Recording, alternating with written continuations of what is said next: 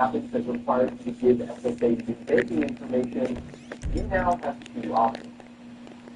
You can do it online through your My Social Security account at ssa.gov, which requires identity verification through that account. Or you can go in person to your local Social Security office and verify your identity there. That's it. Phone is no longer an option. Period. And here's the part that blindsides people. The SSA implemented this change with very little public notice. The announcement came in the Federal Register, which is not exactly where most people get their news. That means a significant number of Social Security recipients still don't know the rules have changed. They assume that if something ever goes wrong with their banking information, they can just call the 800 number and sort it out the way they always have. They can't. And the people most affected by this are seniors who live in rural areas, have limited internet access, or have difficulty getting to an SSA office, of which there are millions across the country. 6 million Americans live more than 45 miles from the nearest Social Security field office. For those people, just go in person is not a simple solution. Why does this matter so much? Because if your banking information on file with SSA suddenly goes out, their account closed, card expired, outstanding, if you don't update it correctly for one of those two methods, the change doesn't just get delayed. It gets How do I look? and getting it rerouted back to takes time. For anyone on a fixed income where that check is getting rent and not paying rent, without that payment, it is genuine crisis. The other thing is, if you don't already have a high social security account set up at SSA.gov, set one up next before you verification process is the account is process. Do it in advance when there's no pressure. It's completely different from trying to do it for the first time at the moment when your payment is already stopped. Go to SSA.gov, click on My Social Security, and create your It's free and it takes about 15 minutes. That account is also where you can check your payment status, your earnings history, and manage your benefit information, all without using our phones or driving history. So here's the thing thing. Scams targeting Social Security recipients are at an all-time high in terms of sophistication and dollar loss. And the AI voice coding technology which is transparent right now is not something you can rely on. Because researchers have confirmed that most people can't. The emotional pressure of that call is trying to make you actively think, and it works. The only protection that works is setting up the safe word before the call ever comes. Do this today. Talk to your family, and read out a word, and make sure everyone knows that if someone calls in distress and can't produce that word, just hang up and call back on a number you already have. And the rule around updating your direct deposit has changed. Phone is no longer enough. And not knowing that completely without a payment has a worse problem. Get your My Social Security account set up at ssa.gov.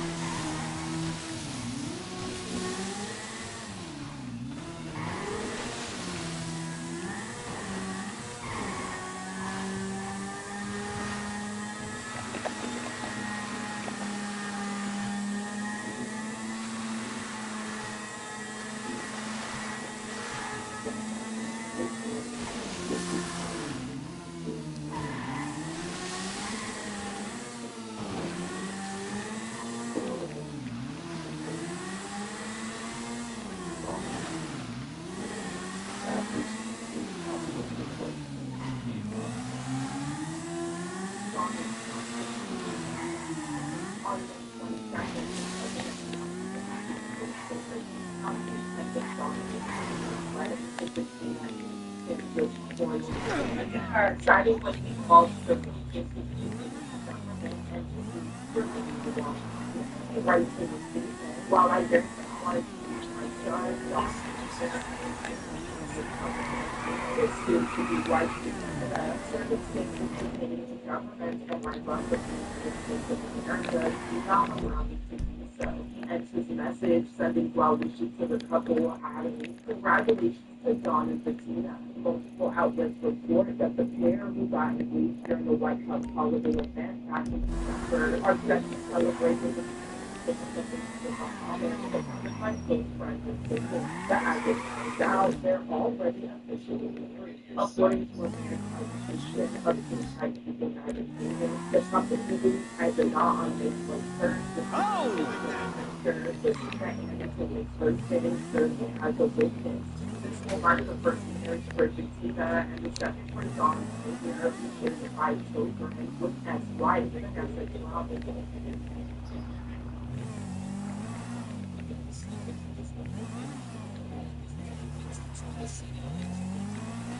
Anyway, what we pay for full Facebook, that's it, subscribe, and hope that you find whatever people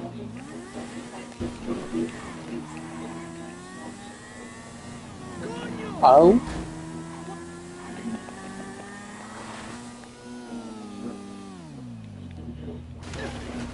nobody should be doing that.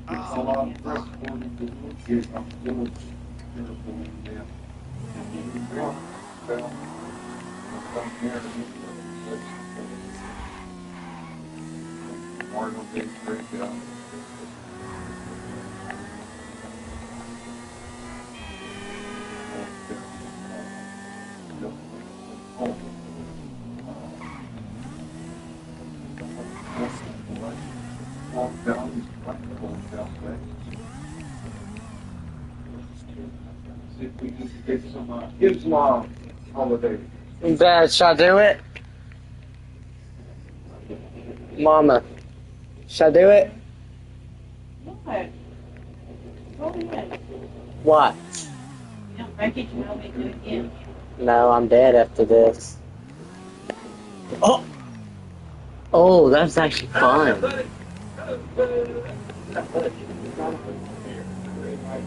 But this one's more speed.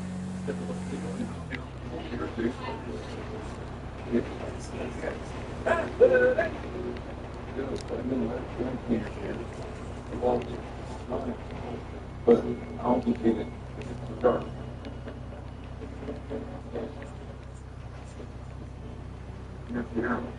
You know what I should do, Mom?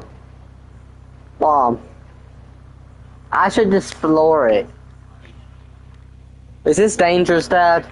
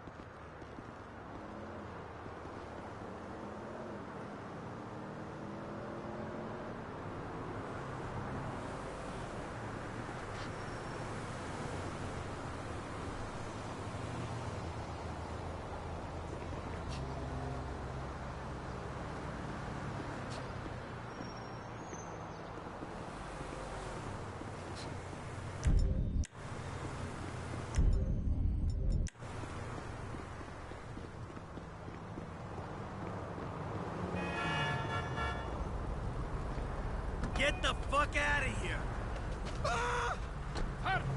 Oh shit, sorry. When I say you suck, I mean you really suck.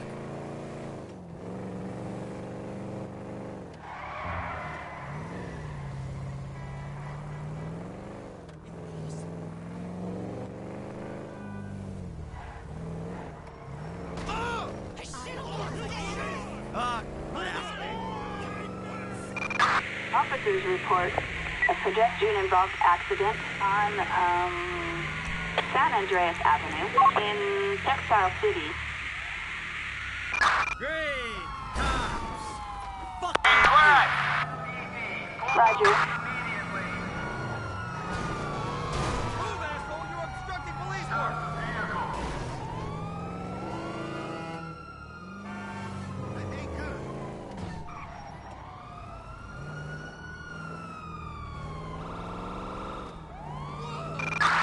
Suspect northbound in a dark gray pickup.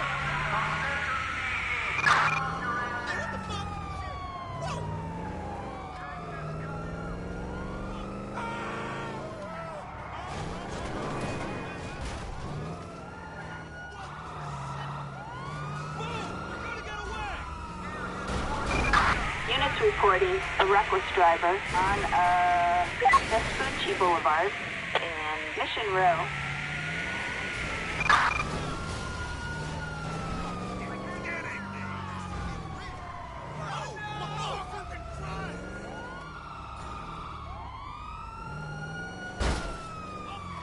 Located in pursuit.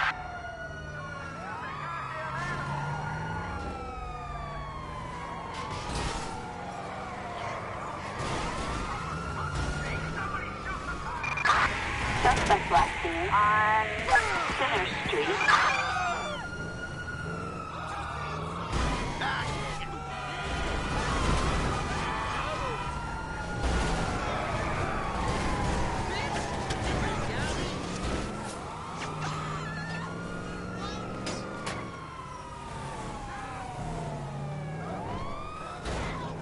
Located in pursuit.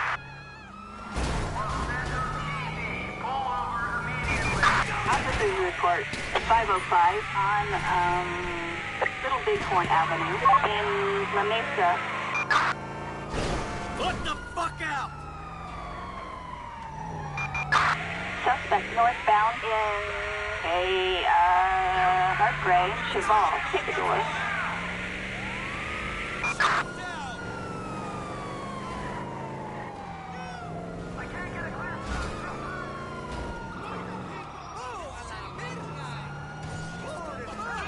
Dispatch, perfect site.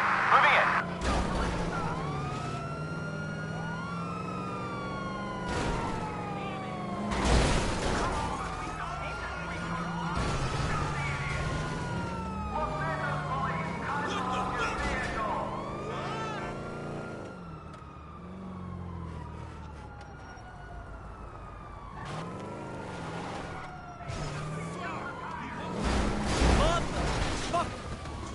Drop the weapon!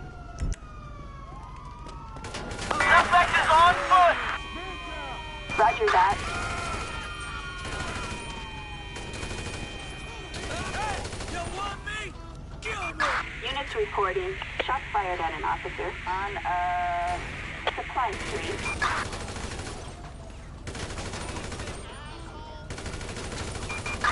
Suspect last seen in Western Murrieta Heights.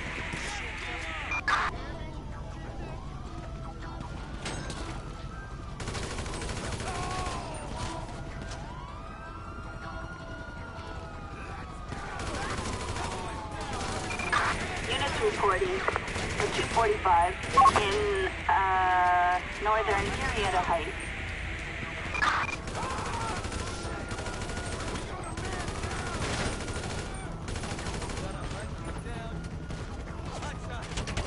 Dispatch, we need backup now!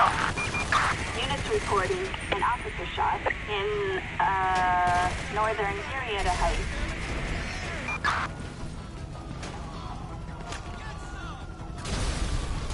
Very sorry.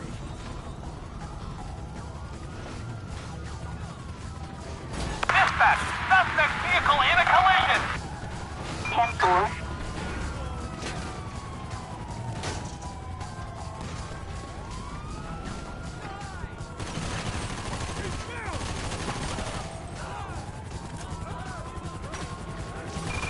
Units reporting a 245 in Northern La Mesa.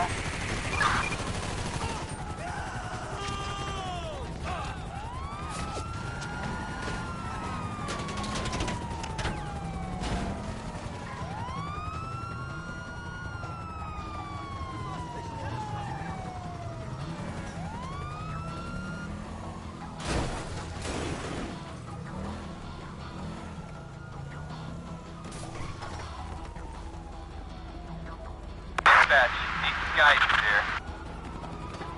We see him! He's on foot! Look nice. Can you put a suit on, please?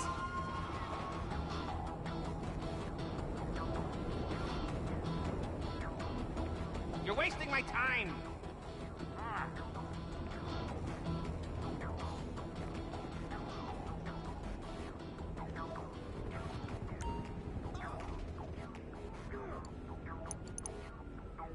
When you look decent, we can go. Police officer, freeze! Ready to fucking...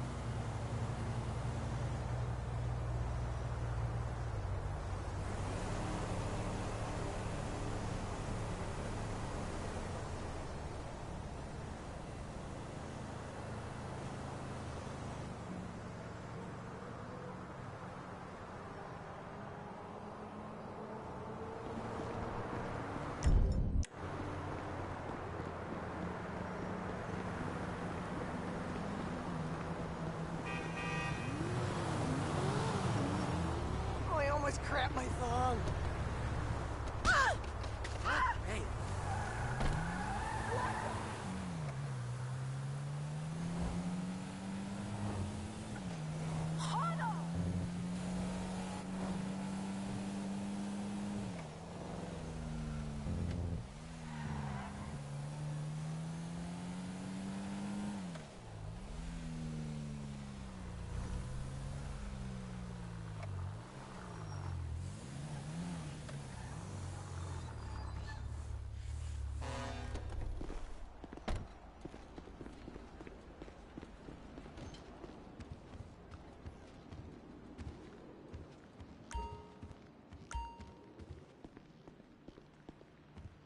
Oh, hi.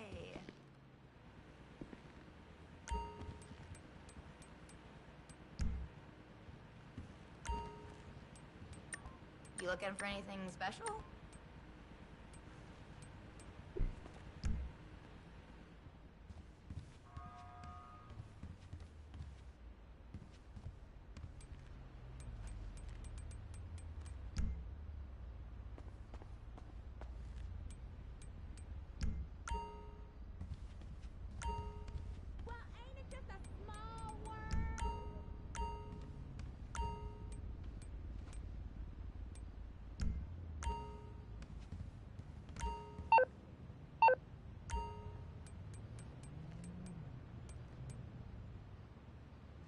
Yeah, just have a look around. Okay. Okay.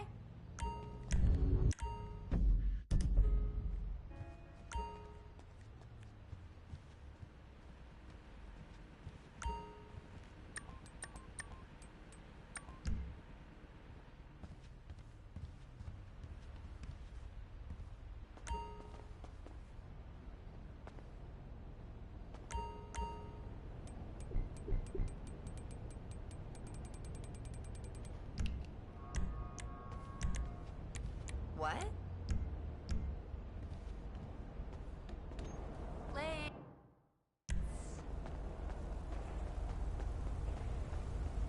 Let's go! Now!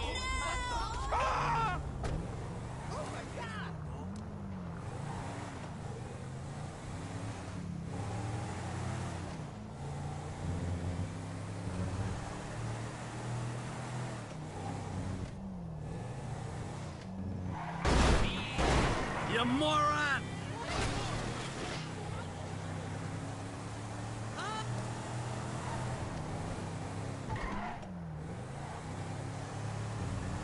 Oh!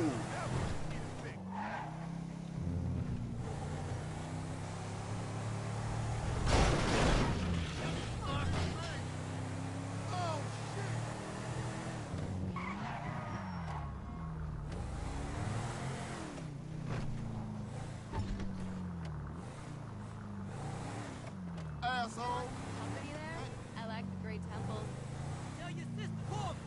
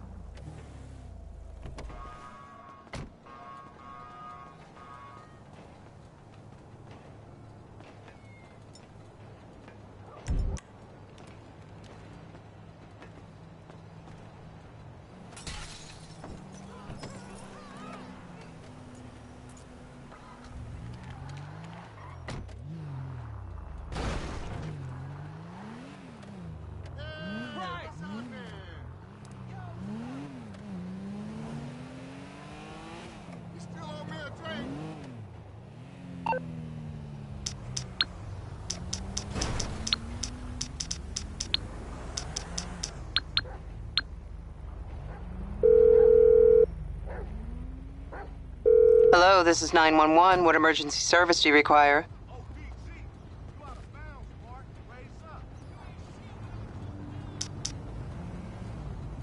Thank you.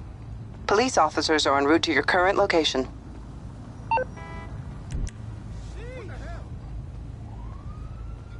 You're really making my skin crawl.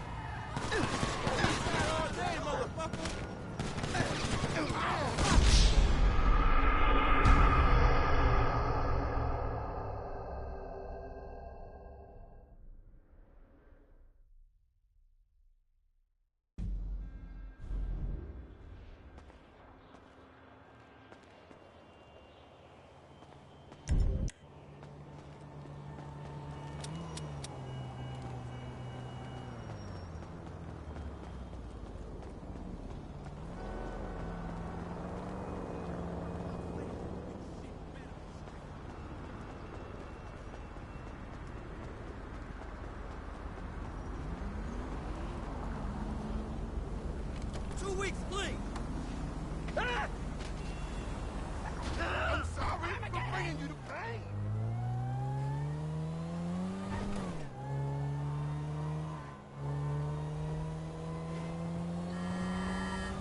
You got lucky, buddy.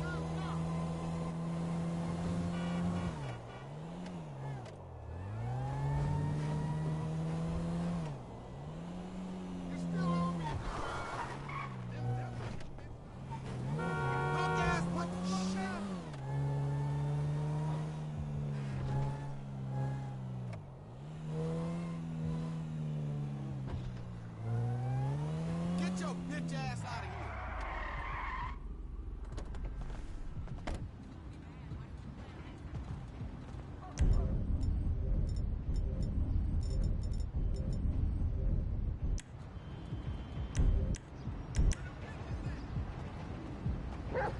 You about to make me shoot. When I say ain't this a barrel of fun? Citizens report assault with a deadly weapon on Grove Street in Davis.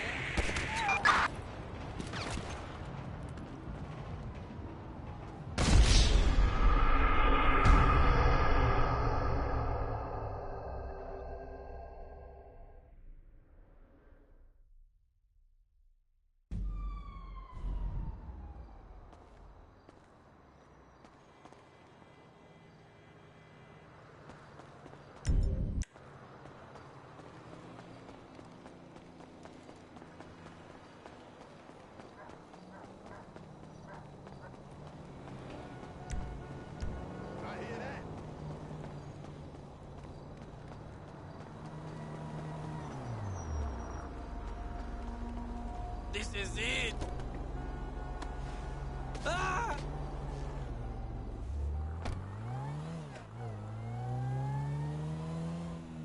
Asshole.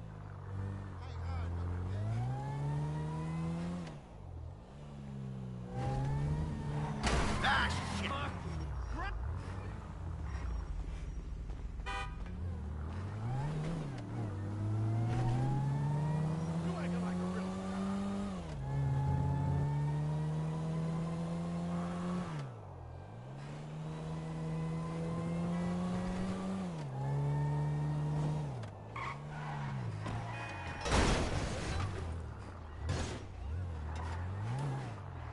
You idiot!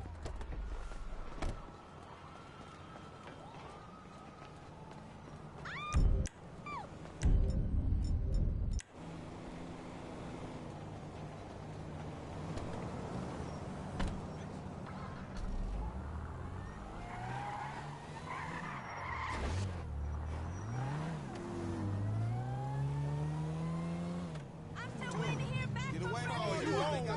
Whatever you say.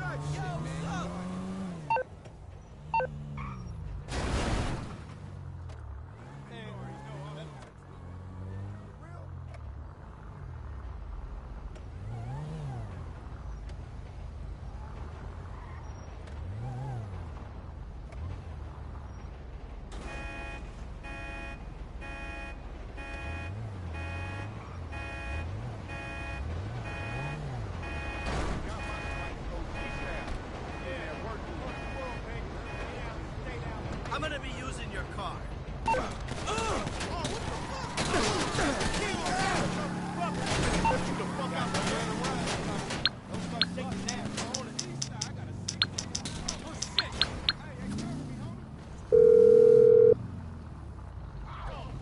Hello, this is 911. Thank you.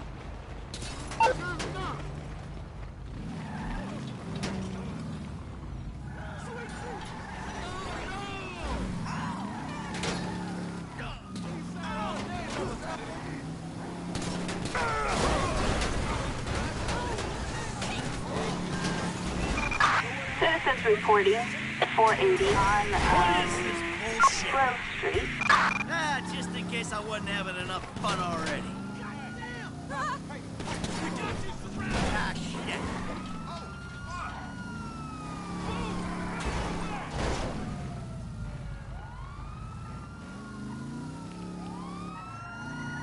Located in pursuit. Officers report 505 on Grove Street in Davis.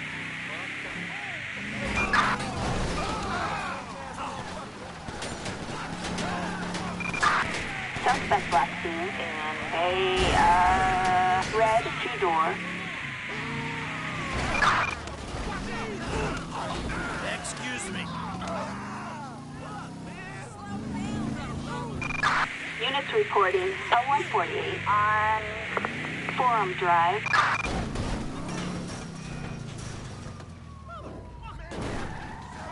Sorry. You define everything that's wrong with this place.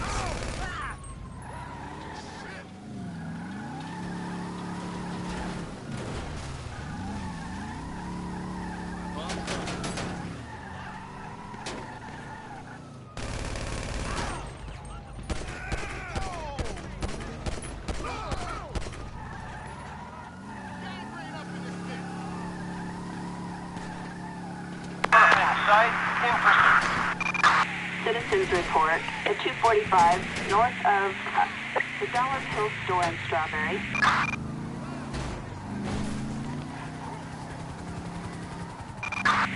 Suspect northbound in a red Albany Buccaneer.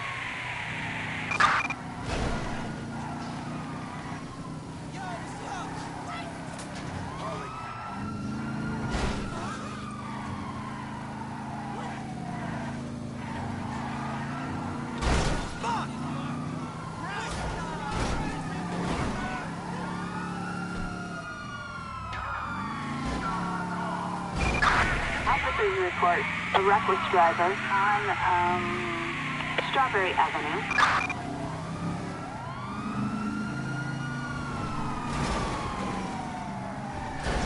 We have a visual. Moving it.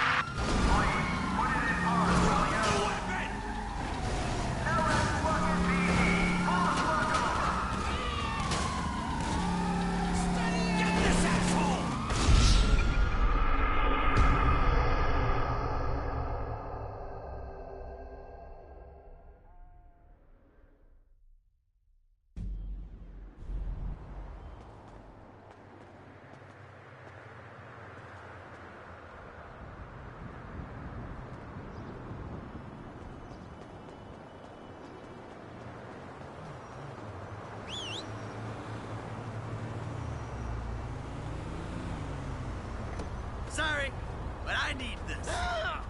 Fucking hell. No way.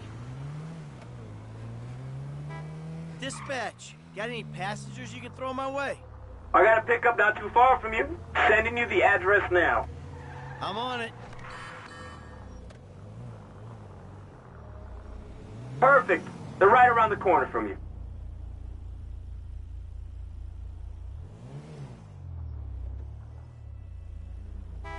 Cancel that. Something came up.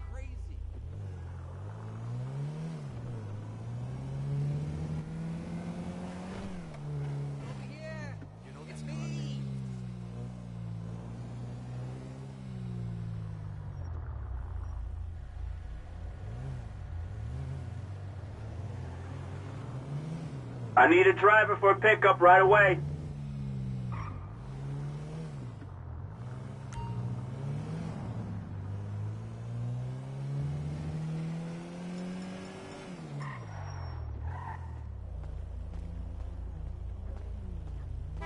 I'm on my way.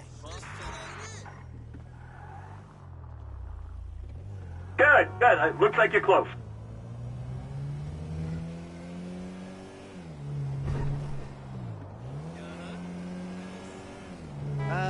Dispatch.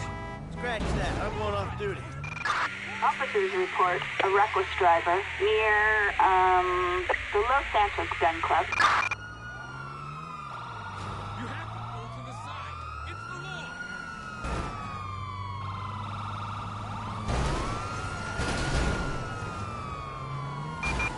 Suspect westbound, close to the Los Santos Gun Club.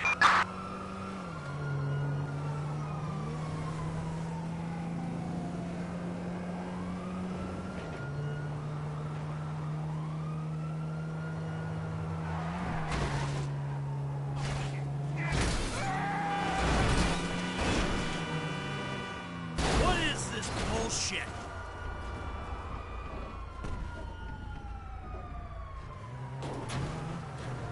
Madre mía.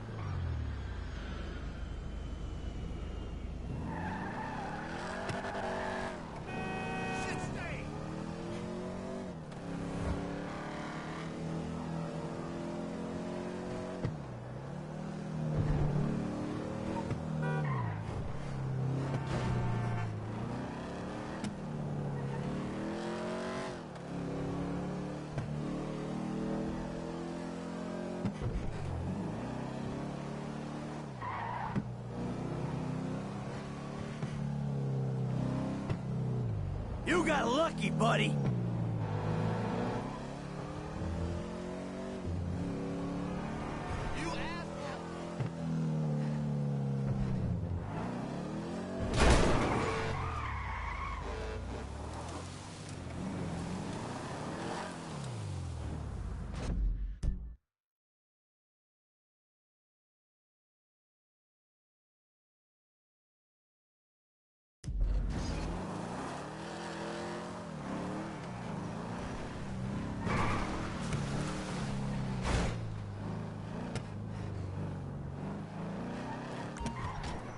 Yeah, I'm starving.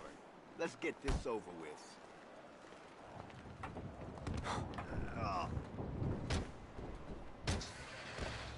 Go, go! Get us out of here! For it! Come on, asshole! Backup is on the way! Come on, then! Dispatch to all available units. We have a 211 silent on an armored truck. Respond code 3. What?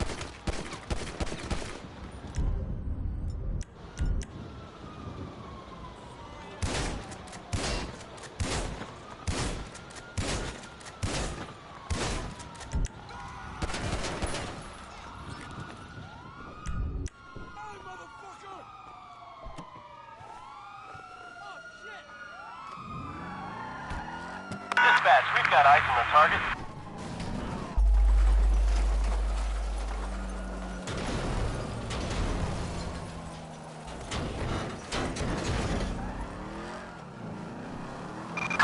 Suspect westbound in a green Impulse Ruiner.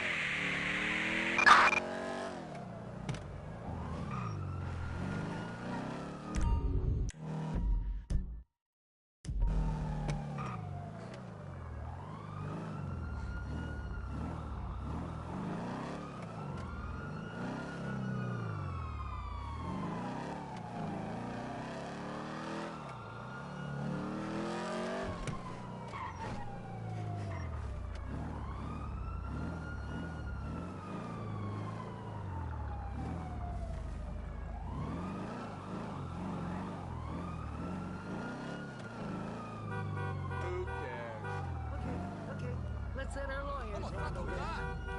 Get over yourself. Whoa! What's wrong with you? Right. You wanna kill me, asshole? Whatever. What the?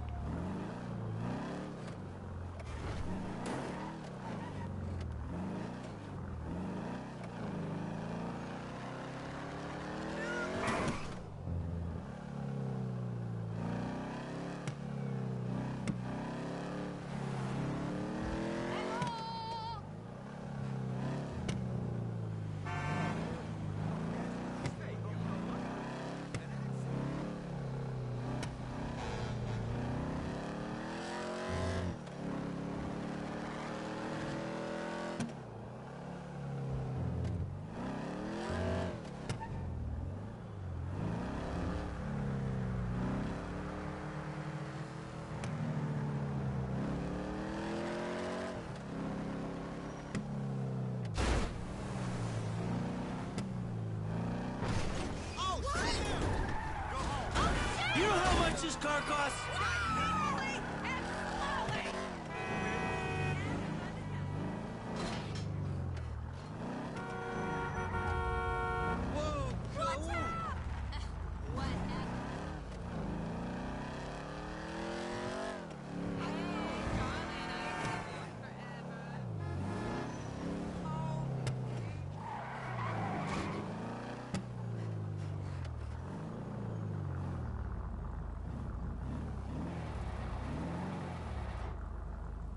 What's wrong with her now?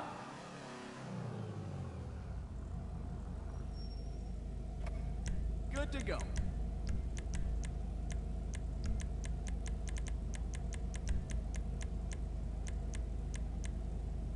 If that car was a woman, I'd guess her.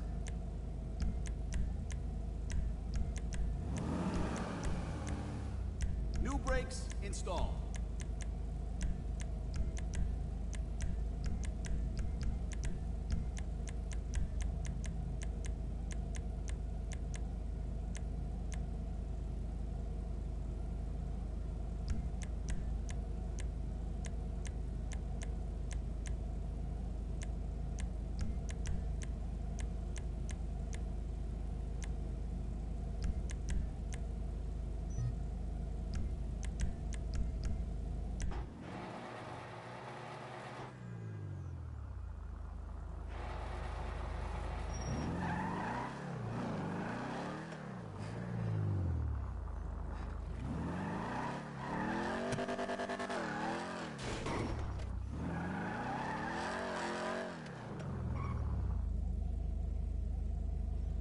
American and the people who prescribe the medications. That's one thing that we're targeting, and this is why we're taking this action, because even California gets serious about this fraud. The second thing I'm going to talk about, and it requires a little bit of background explanation, is that we're going to vigorously aggressively encourage the state to take Medicare fraud more seriously. So I think a lot of you understand, but those of you watching it don't appreciate this. The Medicaid system that exists in the United States is really 50 separate systems. The federal government pays most of the Medicaid money, but then each of the individual states actually administers the Medicaid program. Now, we have red states and blue states that go after fraud aggressively, but we also unfortunately have some states, mostly blue states unfortunately, that do not take Medicaid fraud very seriously. So you have what's called Medicaid Fraud Control Units, or MFCUs. These Medicaid fraud, these anti-fraud units within the Medicaid program, we generously, the federal government generously gives these fraud control units many, many billions of dollars across the United States of America so that they can take Medicaid fraud seriously. But let me just give you an example to highlight how absurd some of these Medicaid fraud programs are, because they're not actually being used at all. Pays the bills This is is here. a tool that we want the states to use, but unfortunately a lot of states aren't using these tools at all. Let me highlight this with just a couple of separate statistics. So, the Hawaii Medicaid fraud, the Hawaii Medicaid program has received billions and billions of dollars from the federal taxpayers. And of course, Hawaii taxpayers have paid in a lot of money into this program over the last years as well. Guess how many convictions or indictments has Hawaii had over the last few years in its Medicaid fraud program? The answer is 0. Not a single indictment, not a single conviction, because the administrators of the Hawaii program just don't take it seriously. They don't think that fraud is a big enough problem. They don't care about protecting resources, and they don't care about protecting the Medicaid. So what does that mean? That means that if you're committing fraud in Medicaid in Hawaii, at least up until now, hopefully now that they take it seriously, you have had effectively free reign from the government of Hawaii to conduct fraud as they want. That is straight.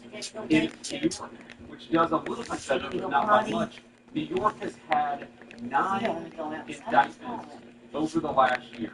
9 indictments. That's a $100 billion Medicaid program just in New York, and you've had 9 indictments. Indiana, which has about a third of the population of the state of New York, has had more than 4 times as many indictments over the same period. So do we think, does anybody here seriously think that the good people of Indiana are 12 times more likely to commit fraud than the people of New York? That's absurd. What is happening is the people in, the leadership in New York are just not taking the fraud issue. I'm about to put a silencer on that pistol I got. Actually, We're gonna go back to that territory I was in. Today, we are sitting across 50 Medicaid programs. We are sending letters that will require them to show that they are effectively aggressively prosecuting Medicaid fraud in their states. And if they do not aggressively prosecute Medicaid fraud, we are going to turn off the money that goes to these anti-fraud units. Now, let's say a couple things about this. You may think, obviously, this is a Republican administration. We're all proud Republicans up here. You may think this is purely a red state or blue state issue. That's actually not true. We've seen Medicaid fraud issues in Ohio, the state that I used to represent in the United States Senate. We also see Medicaid issues, fraud issues in a state like Maryland, which is obviously a very blue state. But both Ohio and Maryland have worked with us to take this issue seriously. They've worked with the guys behind me. They've worked with our entire team to make sure that they take fraud seriously. Again, this does not have to be a red state or a blue state issue. This is just basic good government. However, states like California, states like Hawaii, states like New York have completely not taken the fraud issue seriously in the Medicaid program. And so for those states that refuse to get serious about fraud, we're going to turn off that anti-fraud money. And if we continue to find problems, we can turn off other resources within their state Medicaid programs as well. Our goal here is not to do that. We don't want to turn off any money. What we want to do is ensure that people are taking fraud seriously. We want to protect Medicaid. We want to protect Medicare. But we can't do that if the states that are administering those programs are allowing those programs to be cased by fraudsters. So we encourage whether it's California, in New York, or Maryland, or Ohio, we encourage people to work with us. We want to help you use technology and other tools to get rid of the fraud, to get to the root of the fraud. We want to help you. But we can only help with state programs if those state programs are willing to help themselves. Letters are the first step, the first effort to try to force these states to get serious about prosecuting fraud, and that's exactly what we're doing. Let me just talk about one final. We see a lot of fraud in the home health care and the hospice care system. I think Dr. Oz will probably talk a little bit more about that, but again, you have to appreciate that this fraud issue is fundamentally theft from the taxpayer, but also theft from people who need these programs. Just last month, a California psychotherapist, a woman who spent 4 years seeing patients, helping people deal with problems, found out that her Medicare program had been turned off, that she did not have access to resources that she had been paying into for her entire life. Why? Because the fraudster had stolen her identity and signed her up for health care services that she didn't need, and so she ended up being turned off of the health care services that she did. This happens way too much in the United States of America, and it happens because until recently, we did not have a government or an administration that actually took the fraud program and took anti-fraud prevention seriously. Let me just close with one final observation here. First of all, why are we doing this now? Why weren't we doing this 2 years ago? And the simple answer is because we didn't have a president and we didn't have an administration who took fraud seriously. So I want to thank the President of the United States. So I know he's busy in China. All of these efforts, all of these things that we're finding are because we have a president who has told us, take the fraud issue seriously, get to the root of it, and turn off the money when we find out that money's going to fraudsters. So that's exactly what we're doing. But I just want to say that for me, and I think for a lot of people who are involved in this effort, this is very personal. Because I'm not just the Vice President of the United States. I come from a family, and I grew up in a family where we sometimes benefit from these programs. The generosity of the American people is one of the most amazing things about our country. I think all of us, of course, just passed tax day. None of us like paying our taxes, but we do it. And why do we do it? Because we know that it goes to give a bite to a low-income family that can't afford food. We know that it goes to pay the military who keep us safe. We know that it goes to some essential services. But that trust in our government, that trust in our institutions, it depends on us taking that trust seriously. How long are people going to pay in a program if they know that money doesn't go to a low-income kid who needs health care, but that money goes into a fraudster getting rich?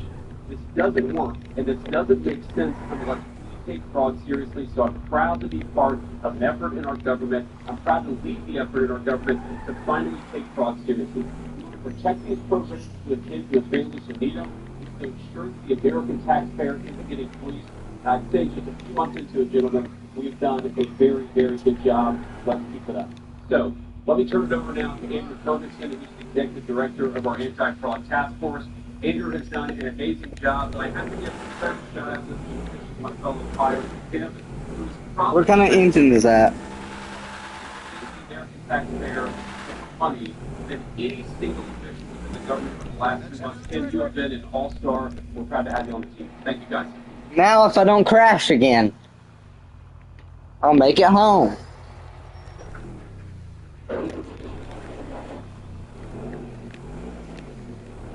Yeah, but you know the Democrats and Mom, how do you like my new car?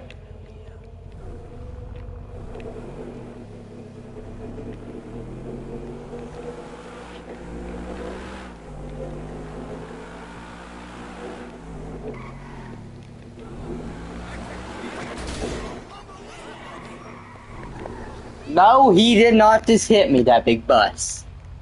Mom, I'm gonna have to kick me a bus driver's ass. Look what he did to my car. I was. He cut me off.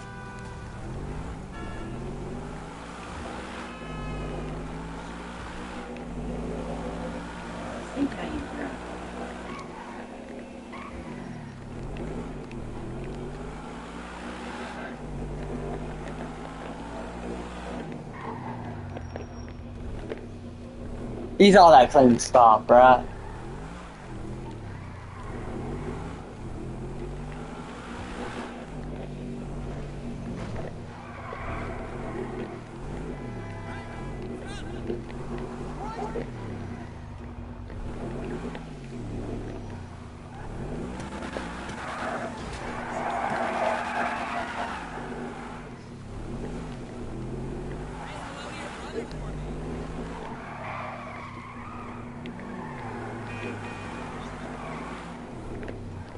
Where's my turn? Oh, I know why I missed my turn. Where is my turn?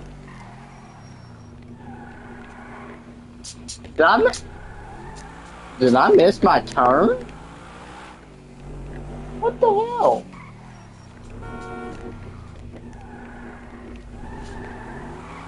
Let's go up to... So you're telling me I just came all this way and I went the right way anyway?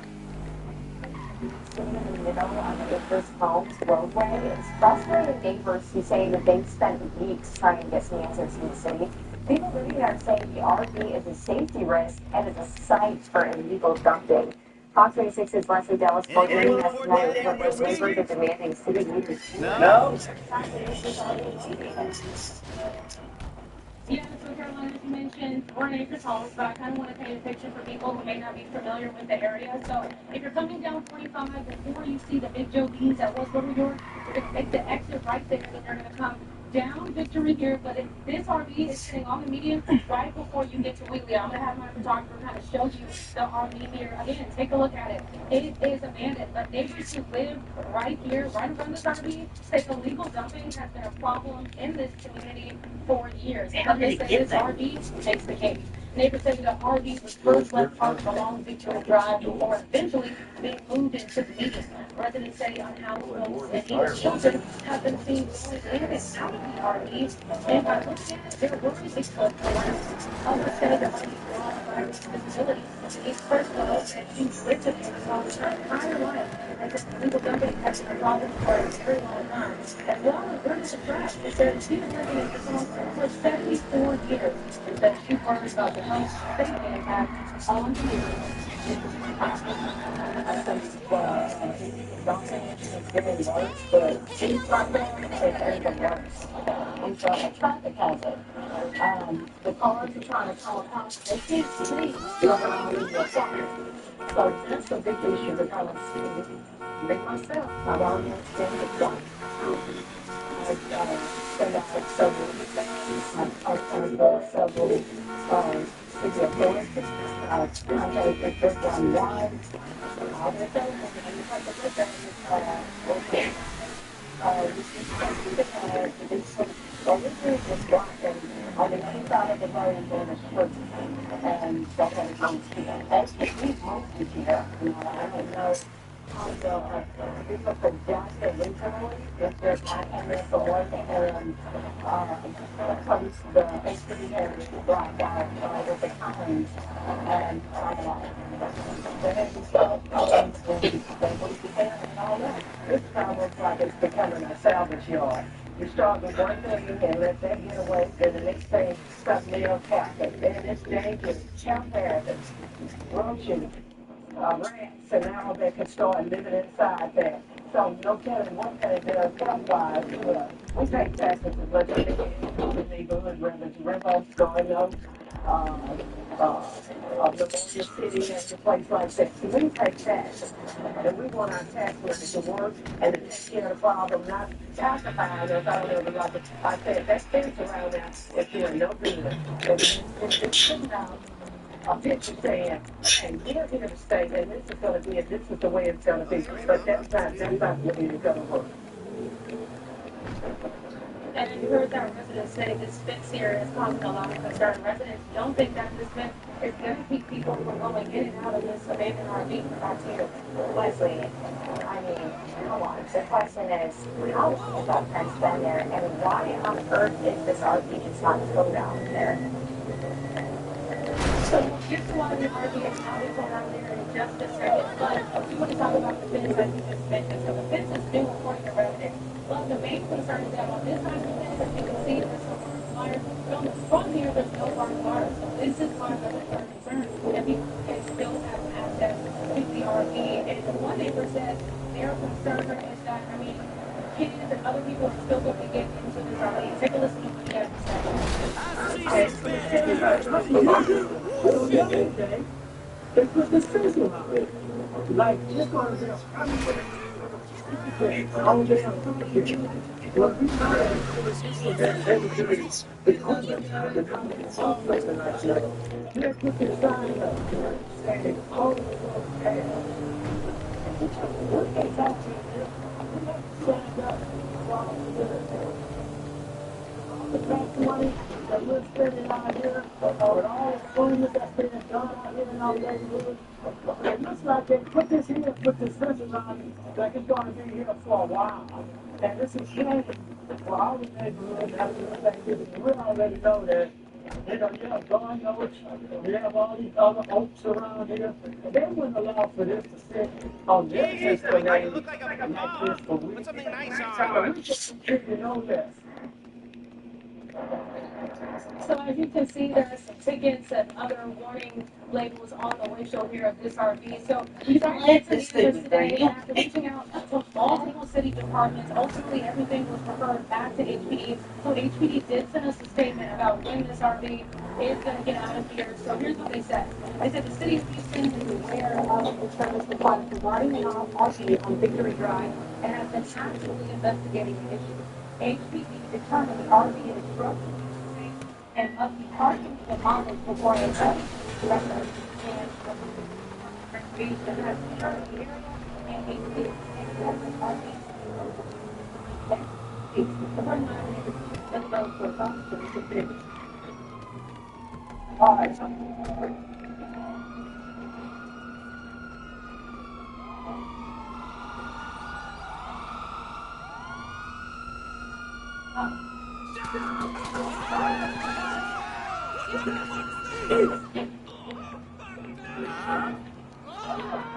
Is that on TV or is that out here?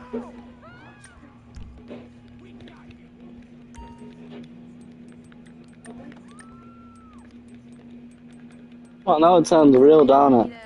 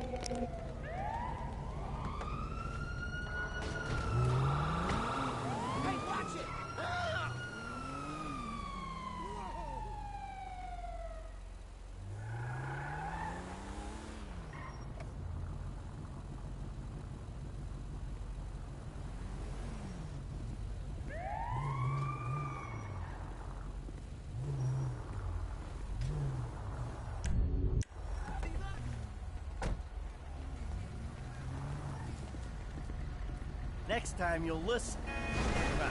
You know what I mean. Buddy, what's up? Hello. Yeah. Fuck off. Wasting time.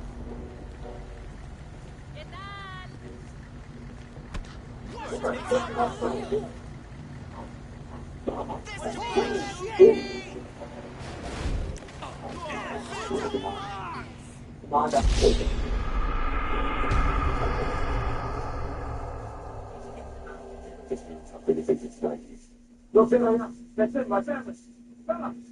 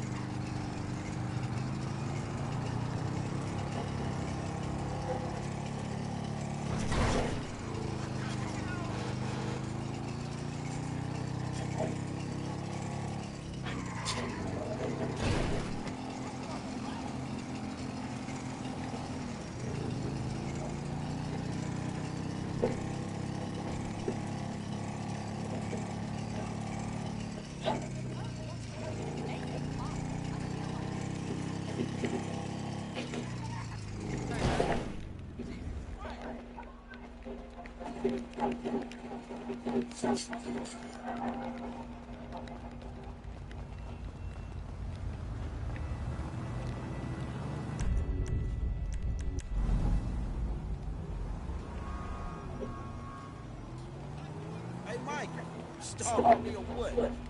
Should we get a drink? No, I can't right now, right? As you wish, man. See you later.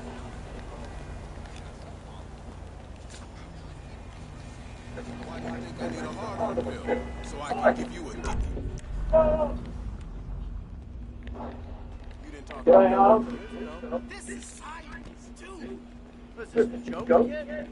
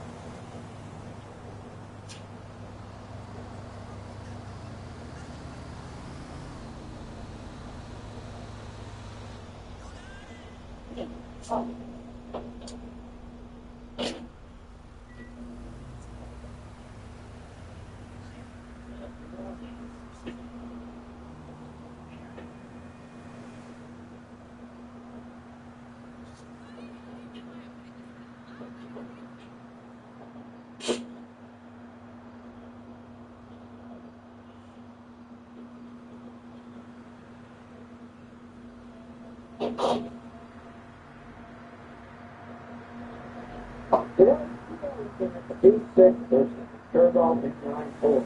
It was a 12 at the time, but just taking some people and go off faster because it's just into turbo 4 cylinders. And will drive by some of the most powerful turbo 4. So let's get on with it. If you've seen my video on different engine types, you probably already know the difference between a naturally aspirated 4-cylinder engine and a V6 engine. But how does the turbocharged engine compare? This is actually another thing I'm walking car seats. Not better than a V6. I would say it's not even close. They believe the V6 wins it anyway. So who's right and why is there to debate? So let's dive in. First, let's recall how turbocharged engines work. Typically, a naturally aspirated gasoline engine only uses fuel and air that naturally enters the engine to generate power. This power is generated in a 4-stroke cycle. First, the piston in each cylinder moves downward, sucking in fuel and air. As the piston moves back up, the mixture is pressed against the top of the cylinder where the spark plug is located. Then the spark plug ignites, flooding the mixture of fuel and air, and the small explosion causes the piston to move downward in a 3rd stroke. Then the piston slides up again, pushing the exhaust gases into the exhaust system out of the top. But the turbochargers, the exhaust gases are directed, so they rotate a small turbine fan located next to the engine. This rotating turbine is used to force more fresh air into the engine cylinders, so this results in a larger explosion of power. So what are the pros and cons of a turbocharged inline 4 versus a naturally aspirated V6? The main advantage of a turbocharged inline 4 engine is that it delivers the same power level as a V6, but with much less fuel consumption, space, weight, and price. The Turbo I-4 is initially less expensive than the V8, regardless of the drivetrain. It also produces less carbon emissions than the V8. The one downside is that the Turbo requires a lot of exhaust gas to function properly. And it takes a while. The Turbo will initially kick in into job. This is what is known as turbo lag. Is why we see many turbocharged Fords with low power output in the lower RPM. In your vehicle, turbo lag is not experienced, but it's still turbo lag is also generating some power in a high RPM. The V6 is naturally aspirated to deliver consistent power across the RPM. The naturally aspirated V6 engine has significant low RPM, so power is especially important. Towing your power as low in power to overcome the dirt stuff, the V6 is more cylinders on You got lucky, buddy.